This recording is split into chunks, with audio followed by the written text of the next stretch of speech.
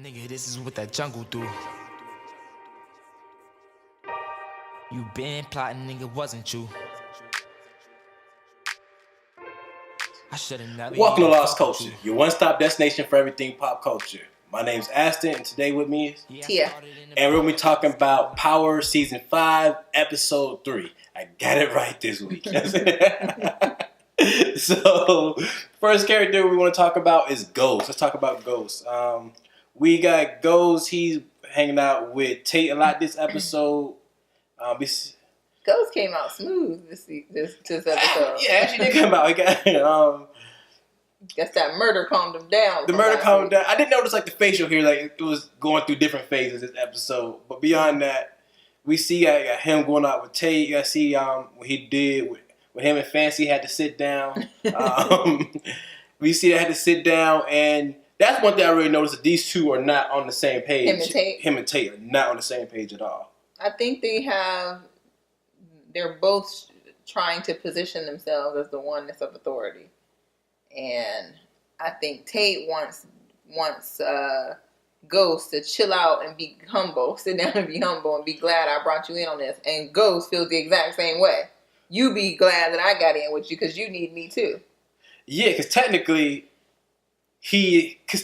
tATE's like wormed his way in. Mm-hmm. He just, I can get you a better deal on this contract, whatever. And luckily, Ghost went with him and like, hey, trying to get on this deal. I think I'm getting played. Right. So they both really like kind of like played each other to get to where they are. Mm-hmm. And now they're both like, they both thought they had the upper hand, and now they're like fighting to see that. That's one thing, and zoning is not an easy thing to get over. So I see where he was like talking about like, no, we're not zoned. But he probably should have ran with it like, in the middle with me, he probably should have ran with it like, yeah, we trying to get the paperwork changed right now for the zoning. So I don't know why he went totally against that. Right. In the moment. So James was right in that pocket. And he was also right at the end of the part with James. He's like, yeah, you was unprofessional with the... Yeah. So if, just in case you didn't see it, James pretty much pimped himself out. Ghost pretty much pimped himself out to one of the investors for Queen's Project. What's the name of it? Mm-hmm. Queen's Project. So he had a donor. He went to dinner with her trying to resolve things. And she pretty much said, grab a bottle of wine and meet me up in my hotel room. Yeah. And he gave her the business. So, like... It looked real slutty. I'm going to have to call Ghost a slut in this episode. So, I know you work with, like, contracts and stuff. Would you, like, if somebody try to come on you, like, in the middle of, like, a business meeting? No, that has happened, and I will say no. Oh, see, so I'm like I understand, like, how he got there. I was like, dang, like. And he was, like, up for it. That was what's so weird. She said, oh, and James bring the bottle, and she was like, whoop, sure enough. Like, he was just happy about it. But when I saw her pull the ring out all, like, slow, I was like, then I realized James wasn't even wearing the ring at all. So I was like, he ain't even, like, he's done pretending, like, to be married, whatever. Right. So I seen that. That's one thing that really stuck out to me. But he's completely over the marriage. Yeah. At this point, he definitely is past the marriage. He ain't having it. We see they had their paid in full moment. They all eating Chinese food at the table. Yeah, I thought that was interesting, that dynamic when you got Tommy, Ghost, and Kannon. They all just eating breakfast, chopping it up as if they've been best of friends and they haven't been beefing for 4 other seasons. Yeah, that's what threw me off too. Because we see Tommy's getting like. Well, Tommy, like, everyone's yelling at Tommy about Kannon, like, oh, like Tasha yelled at him about Kannon. And then even Ghost said, if I'm gonna launder your money, Kannon can't be involved. Right. And we see when Kannon showed up, Tommy like, yeah, let's do this. Mm-hmm. So I'm trying to figure out, because I understand Tommy's in a hard spot for money, but you can't, like, alienate yourself, too, from, like, he still needs Ghost. And that's going to ruin over, like... Ghost needs to just get over his Kannon beef. That's just bottom line. Kannon came up with that $500,000 so that he can get in on the deal. The problem is... The only problem I see with it is Tommy has enemies coming from every corner and he don't even know it. Because at the end of the day, the truth is, Kannon is trying to cut Tommy out. By any means necessary. We just don't know what means he going to deem necessary when it's time. And you got Tommy, he got to deal with Jason. He got to deal with the hemenz or Dre slightly. And now his daddy, he got Tariq. Can we just talk about him? Yeah, let's talk about this. So Tommy, I'm glad he's actually going to people because we see Tommy talk like Tommy has a bad feeling. We used to just see Tommy just going out being emotional or dealing with it on his own. Because when we seen when Lobo wanted him to kill Ghost, he literally just sat in the house and did nothing, didn't tell Holly anything. Mm-hmm. And now we actually see him reaching out to people trying to get advice about how to fix situations. Mm-hmm. So I'm glad to see we've seen that character development. So we see in this episode, Tommy basically, his dad lets him know he's getting out of jail. Tommy's kind of suspect on it. And then Tommy is still has all these different issues that he still has to go on with in his life. Were you surprised when you recognized that Tommy's dad, a.k.a. Tariq, was pretty much turning state's witness, trying to set Tommy up? Did that surprise you? It surprised me at first because I didn't understand. It didn't surprise me, but it did surprise me. I didn't understand the logic of it because last season he had the chance to go. He had a chance to snitch. And on who? On the family. On like the Italians or whatever. They're trying to like when Mock, before he got pulled over before he volunteered to go to Jamie's trial. That was my point. Yeah. It was on the Italians, not on Tommy and Ghost. That the offer was made. He had evidence on Ghost right now. If that's the case, he could when he said we want information on St. Patrick, he could have said, "Oh yeah, St. Patrick killed old boy." But that wasn't gonna get him out of jail. Ghost killing the CL wasn't gonna get him out of jail. And truth be told, he set that up, so that had his hands on it. I can see that part, but I feel like they got a hard on for James so mad that they'll basically take anything just to get him, just to get another shot at him, which is stupid. Right. It's what got them embarrassed in the first place, so they need to take a step back and really think things through. But going back to Tariq, the fact that he actually been released from jail. Tommy, like you said, Tommy is asking other people for advice because his gut tells him that the man must be snitching if he's getting out of jail. How do you go from life sentence to I'm getting out today? And so Tommy's right to be skeptical of him. I would be skeptical of him. But is Tommy going to let his feelings and his yearning to want a dad outweigh his street smarts? I actually don't think so. Because we see this whole time, Tommy is still super cautious of what's going on. Mm-hmm. We see he even, I don't know why he took father advice from Kannon. That's probably the worst person. The person who he shot his own kid. True. That's probably the worst person to take father advice from. Did we see that? We see, I don't know if he really cared about what Keisha thought about his dad. Mm-hmm. I think he did to a degree, but he felt like he had the second, it was still his way to get back in too. His family issues. I personally think Tommy is trying to wedge his way into Keisha because he need another place to launder money. I don't know if he's going. Next episode would tell since he has a laundering point now with Goes back. So next episode would tell if he's still going super hard with that. Mm-hmm. And I like the reference that because we see what Kanon's doing, how Kanon's trying to divide everybody against everybody, and we see Kanon hit him with the, once we kill Dre, there's no reason for him to still launder your money or whatever. Right. And so that could go to your point where he still needs a fallback place to launder money at, too. Dang. Yeah, but I don't know. I mean, Keisha can't launder as much money as Ghost can through a nightclub. It just boils down to... Especially with the extra clubs, It's just because he has so much money, he needs to be able to get it clean. That's just what it boils down to. Yeah. And I think the fact that he, before, his mom was always his number... He would bounce a lot of things off of his mom. Yeah. And so he would bounce it off of Tasha, Ghost, and his mom. Mm-hmm. And right now, Tasha and Ghost are really spiraling in their own direction. And so he's been estranged from his mother ever since the revelation of Tariq, of his father. And so now you see his mom comes back into play and he asked her too. And she's telling him, be smart. Yeah. And my favorite line, he said something, he said, I understand why I want to talk to him now because I just met him, but he knew about me my whole life and he never cared about talking to me. So that's like one of my lines that really stuck out to me. So Tommy actually really is thinking this relationship all the way through. Mm-hmm. So did we get anything else for Tommy this week? No. So I guess we just talked about Kannon. Like, he's making a lot of power moves this week. Kannon is, and he's doing it on the low, right? So I would say the biggest thing is he told Tommy he wanted to get in on the deal, and Tommy said, you know, all right, well, you're going to have to pay up front, just like everybody else. And next thing you know, Kannon is starting he swoops in on Dre's boy, what's his name? Ariel.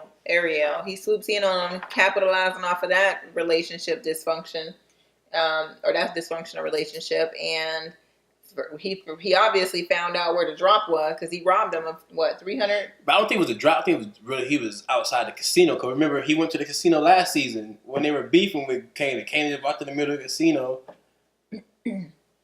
So I think the guy told him because he said, "Dre, I just got the drop. I'm headed back. I'm headed over now."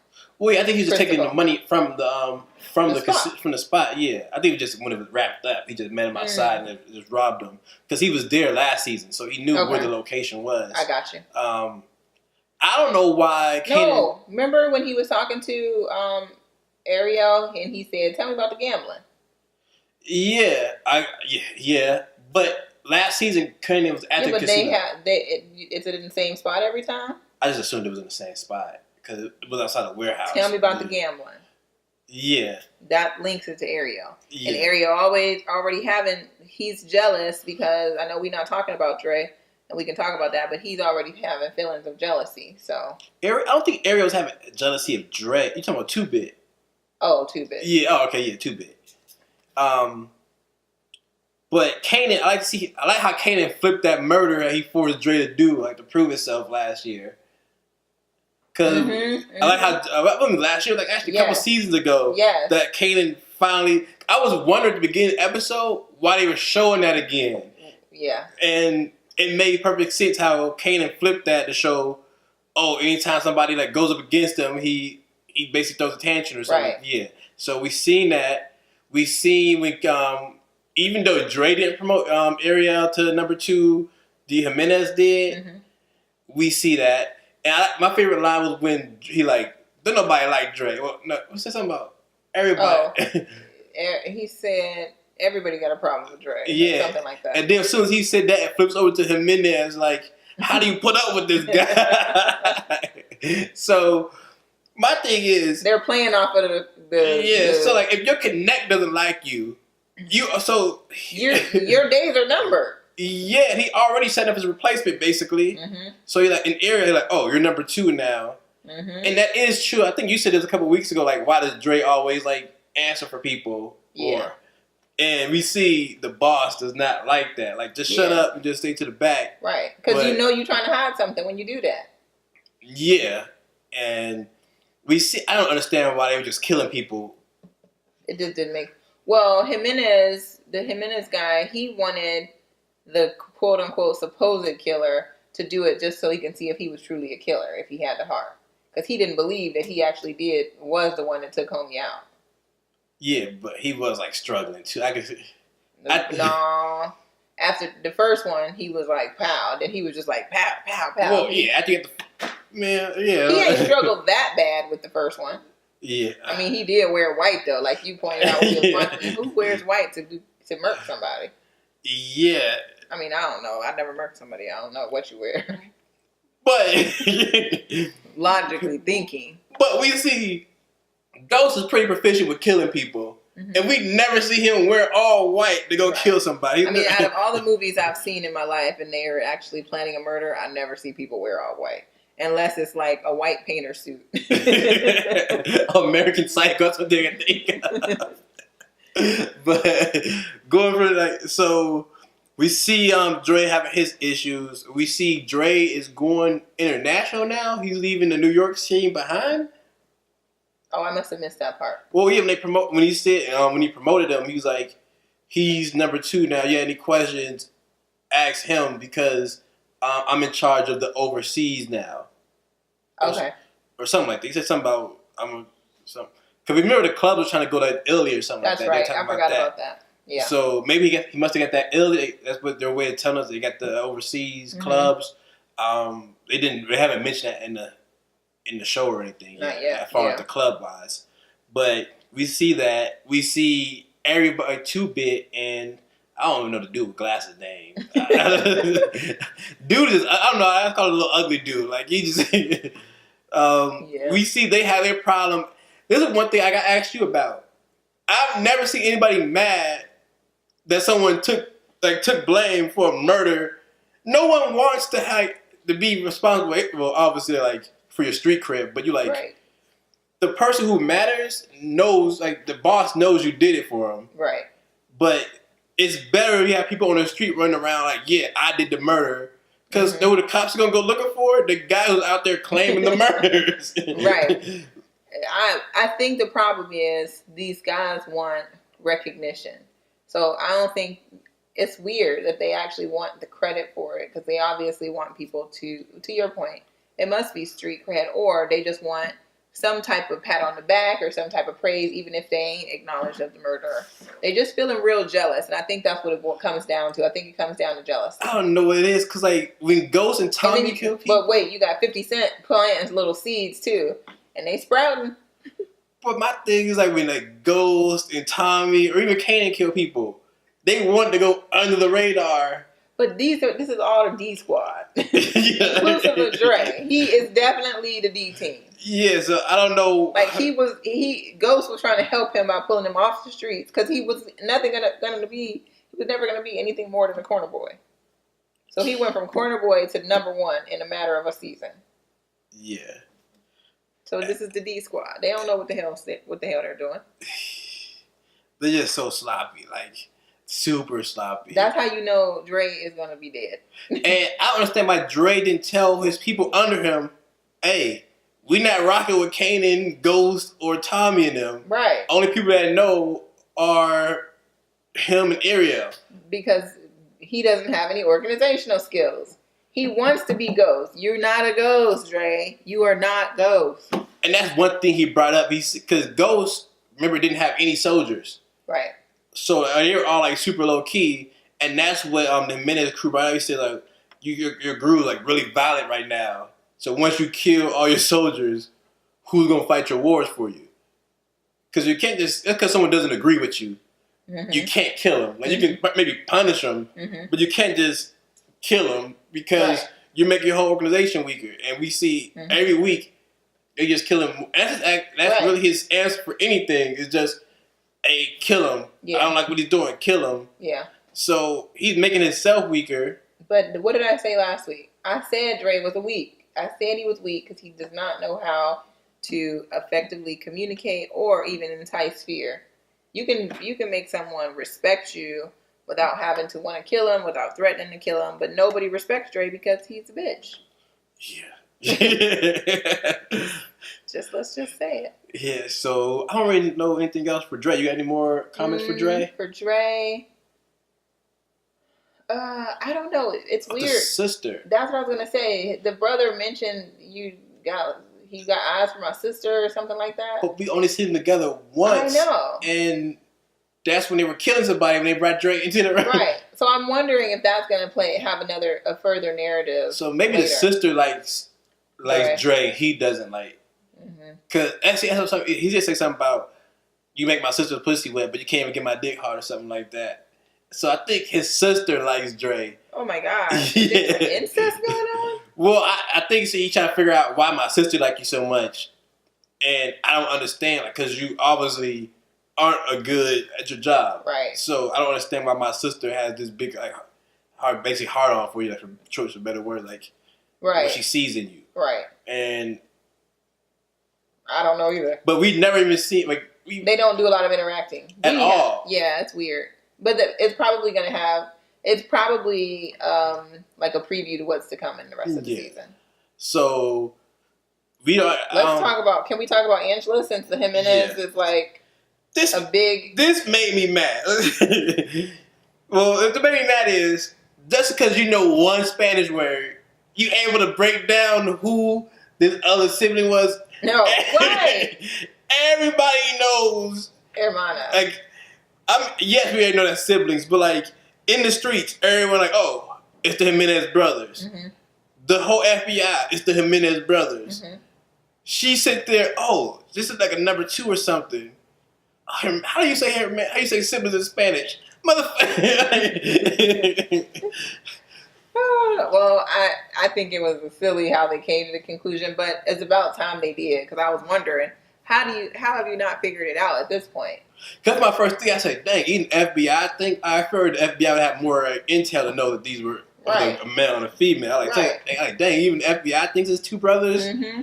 But I was like, that's something else could have happened to where, and they already knew that was his sister or something like that. No, because they had the name for her. Remember, she had the name, and she like his sister. She's like, it's like they did. You're right. She knew her name or whatever. And they're like, oh, that's his sister. I'm like, yeah. You're like, duh. So that was stupid. I think with them, so with the FBI moving in on the Jimenez twins or whatever they are, brother and siblings, they have. I guess I'm a little confused because when the show ended, Angela was like, "Let's go get our warrants, guys," but Tamika had told her to back off. So I'm wondering, is she overstepping? Is she gonna get in trouble for this? What's going to happen? Is it going to put another stain on the feds, on the FBI? Is it going to put another stain on their reputation because she moved too quick? One thing I will say she definitely did was move too quick on that detective and shutting down her investigation. That's what I was thinking about too. Mm-hmm. So she obviously overstepping. I don't even know what the grounds was to take over the Ray Ray case. Mm-hmm. Obviously, she got it written up. Well, she got it like signed off on by a judge. Mm-hmm. And once Donovan got there, so I think she might have turned Donovan against her though, mm-hmm. in forcing doing that. him to do it. Yeah, but I think he rocks with Angela anyway. But I think once the detective brought up Angela, like, oh, she's covering her ass or whatever, mm-hmm. he was thinking like, dang, what? Maybe everybody else in the office is right mm-hmm. about that investigation they're doing, basically on her mm-hmm. and Jamie behind her back. Mm-hmm. I don't understand how you guys work for me, but you're investigating me and I don't know about it. Like, right. Shouldn't she be getting like updates on what cases that everybody at work on? Because there's no way Mock should be able to just be doing stuff all day long and you don't know what he's doing. Yeah, like I'm gonna say this. That doesn't surprise me because she's so distracted with having open public meetings with Tasha. She don't know what the hell going on. Like, why are you and Tasha meeting in public places? I just don't understand. I had to manage teams like up to 10 people before, and I knew what all my people were doing throughout the day. If I understand how she don't overlook the cases. I mean, it's a little different. Like, they have their meeting and that's it. Like, all you do is regroup. Like, I've managed people too, and I've never, and unless I was managing a small group of people and it was a position of you having to micromanage, when you're managing people who are salary, who are advanced professionals, you don't micromanage every little thing they do. You do your meetings, you find out where they're at. Is if everything they're supposed to be doing is getting turned in, you have no reason to go and check to make sure, oh, you left work for 4 hours this day. Oh, not that. I was thinking like we had like set goals. So yeah, but with them, it's an investigation. So their only goal is to get a conviction. And considering they only are working on one case, well, 2, her, and then the Jimenez. Yeah. So we got that popping off. And I don't understand why anytime something comes up, Angela feels the need to go run to Tasha. Like, a lot of stuff she can just handle on her own. I think that's them two trying to bond. They don't even know it, but I think that's what's happening. They are building a sisterhood together. They don't even know it. Well, they know it, but they know it. And in the meantime, Jamie's still calling her phone. And I don't see that relationship ending too well for Angela. First of all, she's just giving information that she shouldn't give people. To Tasha? Not Tasha, but even to her new boyfriend? Her new boyfriend. Her love interest. Because if we're working on cases, we just found out that your boss was a rat for the Lobos. And why would you just meet a new person just randomly? Oh, here's information. We got information on it. Mm-hmm. On the biggest cartel, we got information on them. didn't they just get in trouble last time for telling people information they weren't supposed to tell? Yes. Because she told Jamie something. Well, that and like the Lobos information, like even when they're trying to figure out, they were like, oh, you can get in trouble for it, giving people information about stuff like that. So she obviously didn't learn her lesson. No, she knows she didn't learn her lesson. She's obstructing justice right now as we speak. Well, I understand maybe there's a little bit of obstruction here and there, but like just giving people unwarranted information, like same thing. It's all criminal. And we see when she dropped the file, he was super interested in whatever he saw. I don't even know what case it was. You think he works for the Hemenz? Yeah, I definitely think he on payroll. He calling somebody Hefe. I don't know. So that's all. I don't know what else Angela did this episode besides getting her phone blew up by Jamie. Yeah, they get back together that next episode. I don't think them two ever getting back together. Jamie gonna show up and pull it like how Tommy did on Keisha. I don't think they're ever going to get back together. I really don't. I think a couple reasons. One, Angela's reputation is on the line. She don't want to go through that again by getting involved with James. And two, she's building this bond with Tasha. It may not seem like anything, but they're building a bond to where she might feel guilty if she do anything. If that was the case, why don't she just change her number? Or block him altogether. No, people do not change their number. You done had a number for 10 years. You ain't going to change your number for one person. Or she ain't going to block him because the TV show won't call for it and he will show up. So, no, it's good for TV. She's not going to block him. They're not going to get back together. I'd put money on it. Man, I think he's sliding back in there, man. One DM go a long way, man. No. Yeah, because even Tasha said, like with Keisha, if you let him in now, you're going to be letting him in later. I'm pretty sure she listened to a voicemail like last week, too. He coming back. No, because she has a distraction now. She has a new boo. And that man, if he worked for the Hemenz, he going to be all up in her business. He ain't going nowhere no time soon. He going to be whining, dining, saying and doing everything she wants to hear and see. I don't see that. So I guess we hit on Tasha. Tasha? Yeah, Tasha. Tasha. Kannon, was Kannon threatening to rape her? That seemed real rapey to me, but I didn't understand. I don't think he was threatening to rape her. He just saying, you look real good. That's what you mean when he said that? Yeah. It's like you like to fight or something like that. I was like, is he threatening to rape her? Actually, you might be right. It might have been a threat that he would come at her kind of crazy.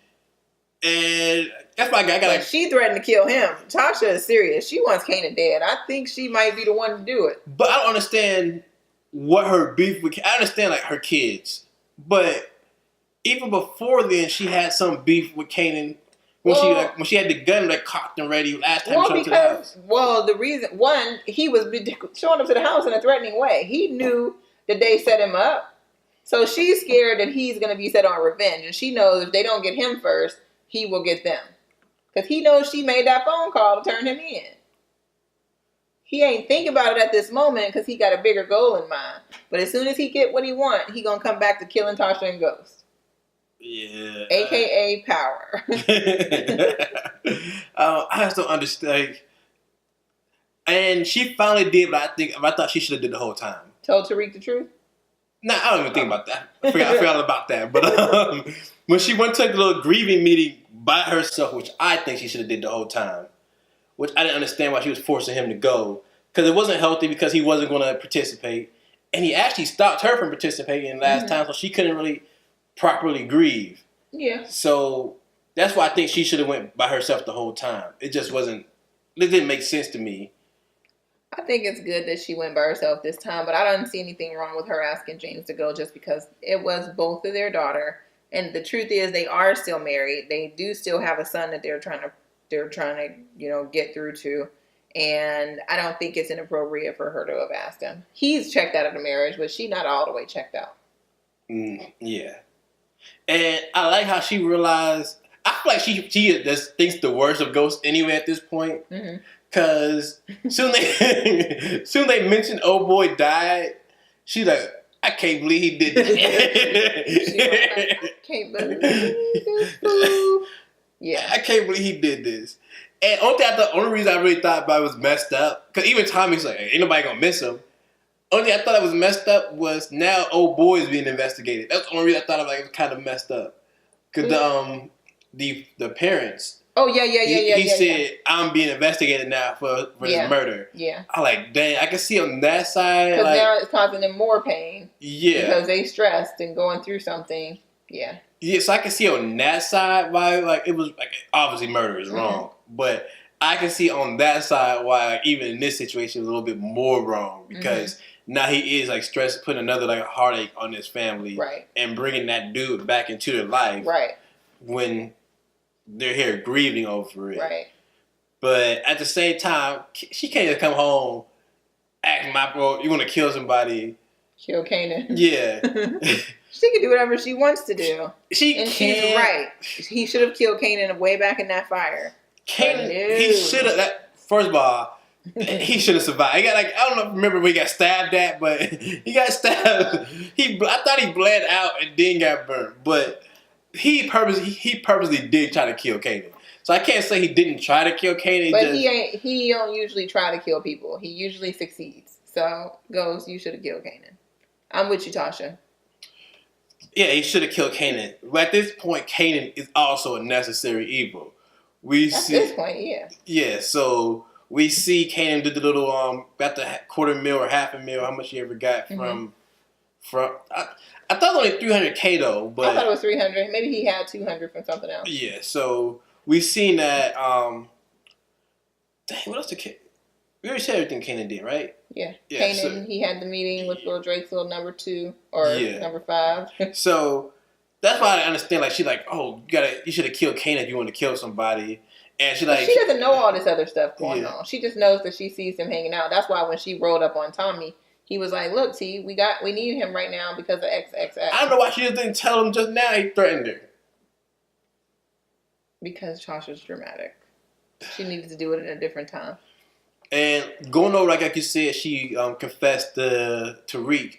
And maybe that's all the kids really were waiting for. Well, Raina really didn't care. Raina was like clueless until... Actually, he was too until... Kannon. Yeah. Well, actually, until Kannon killed Sean or whatever. So that's when he started to get like tuned into everything. Right. Once Kannon started like shooting that ghost and everything. Right. That's where he kind of got pulled into it.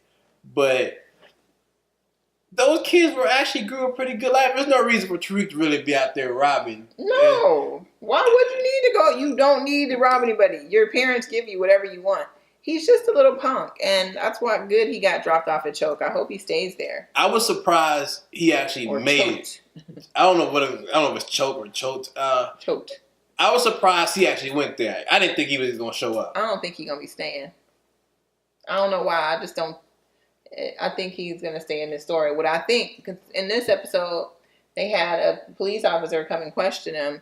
And so I'm wondering if they're going to end up going back to question him, and for somehow he's going to be implicated in the investigation, and what's his name's murder, in Ray's murder, which is weird because now Angela's taking over that investigation. No, I think Angela was. It just reminded me because Angela brought up the robbery rings last week. Is the FBI in charge of that investigation? No. So I don't know why they took over that case at all. Then. So I was thinking maybe she found a way to connect that to the robbery case, to the robbery ring. But the reason she connected it was because the dude that was killed was connected to Ray in the ring and blah blah blah. That was the reason, not because she was like Tariq didn't have anything to do with that, did he? So yeah. So all that happened. I think he gonna. Now we see obviously his classmates are calling the hotline. Really? Oh yeah, because they told that somebody at the school had to tell. Yeah, at least we know like the principal had to call. Yeah. And so the principal called, at least, or someone at the school called and said that the cops showed up. So do you think he's actually going to get implicated? I think they're going to ask more questions about how he knew Detective Ray. But I don't know, because since Angela's team, the feds took over that case, maybe not. But it may be somebody from Angela's team that comes back to ask those questions. I was thinking are they about to accuse him of killing his sister? I don't think so. I don't think they're going to accuse him of killing his sister. Because they already knew there was another set of footprints out there that didn't match. Yeah. So, yeah, but we see her just telling him he opened up to her. which is really what she wanted the whole time, was for him to open up to, which really and tell her what happened. Yeah, really, all it took was for her being honest with him, and he would have just told her everything. Right. And it might have been a mixture of him going away too, but I just don't know how this is going to turn out for Tariq. I don't, because like you said, I didn't think he's going to make it to there, and I let alone don't think he's going to stay. You know, I think what might happen is Tariq may be implicated, and Ghost may have to take the blame for it to keep Tariq out of jail. Man, he a minor, man. Let him take that case. He can get out when he's 18. No, they gonna try to arrest the dog. Oh, yeah, he is black. Oh. But we see that happening. I don't know. Not funny though. Not in real life. So we didn't get any not Proctor, silver. We didn't get any silver this episode, which is surprising. We thankful for that. We got Proctor, still didn't hear anything. Which was like real quick. Proctor just showed up, hit him with the, hey, I like how Tommy laughed when he said, "Please don't call me." Like, and Tommy like, "Why wouldn't I call you if you have all these connections to all this this dirty stuff?" Right. So you're always the right person to call. Right. So I think that's all the characters. You got any other characters? We talked about tATE. We talked about that's everybody. So how did you feel about the overall episode? I actually liked this episode. I felt like it advanced some of the characters. To your point, it showed Tommy's character development. I like that Tasha's starting to calm down and think clearly. I like that Ghost is even starting to think clearly, but it's interesting that Ghost's hands is back in the dirty game. I liked how I still like how Kanon's moving. I don't like him, but he's the one guy that is playing chess right now. Mm-hmm. Everybody else is kind of erratic with their decisions, including Angela. She's even erratic, and she's supposed to be the brains, because she's the one who can stop all the cases, the charges. So overall, I thought this was a good episode. I like this episode. I think there's a lot of setup. That's one thing I know about this whole season so far. Every episode has really been real, like a real setup season. Mm-hmm. My prediction as far as like the season goes, I still think Tommy is dead. He might go to jail and then get killed in jail or something like that. But at the end of the line, I think Tommy's dead this season. Possibly. I don't know. I see Tommy's dead. I think Tommy's dead. I don't know how Drake's is going. Not Drake. Dre. I don't think Tommy going to die. I don't know how Dre's storyline is going to follow anymore. Dre dead. Dre going before Tommy going. The one sister, like half the boss likes him. He still got 50-50 chance to go either way.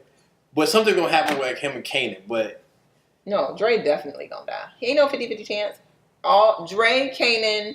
Kannon, Ghost, and Tommy hate him. He got 2 people on his squad that hate him. He got the Hemenz half of the sibling group that hate him. And the truth of the matter is, even though the sister likes him more, the brother is a hothead. So yeah, but they always say he won't do anything without the sister's permission or whatever. He's kind of like the Tommy to Ghost. Mm-hmm. Okay. Yeah. So, and that's really, I think Angela's gonna get pulled into one of these cases. But that's all my prediction. What prediction you got? You got any? You know what? I still don't have I don't have anything other than I think Dre will get killed. I think Tariq is going to end up leaving choked for some reason or another, but I think it's going to be surrounded around the investigation, and they're going to ask him to leave. Yeah. And my power move of the week, I got to give it to Kannon. Kanon's moving in the shadows, moving all the pawns around for his come up. Mm-hmm. You see, I feel like that money somehow is going to find his way back to Dre to find out. Dre's gonna find out somehow that Tommy has that money. Mm-hmm. I don't know how, but like some way that money is gonna trace back. That Dre gonna figure out where that money is. But the truth of the matter is, Tommy don't care. Yeah. I mean, who is Dre? He's nothing. So you can't even Dre. You what? So that's my power move is Kannon.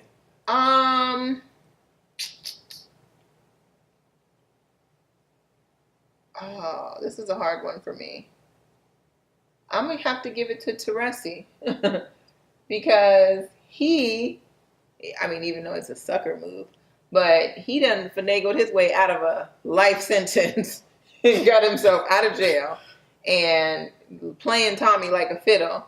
So I'm gonna say he got the power move today for me for this episode. Well, I guess there you go. That's all we have this week. As always, my name is Astøn. You can find me on Instagram and Twitter at Saint_Astøn. And I'm Tia. You can find me at MyTimeMyWay1 on Instagram. And as always, stay lost. I should've never even fuck with you. Yeah, I started in the back, had to skip the line. No, I'ma keep that shit.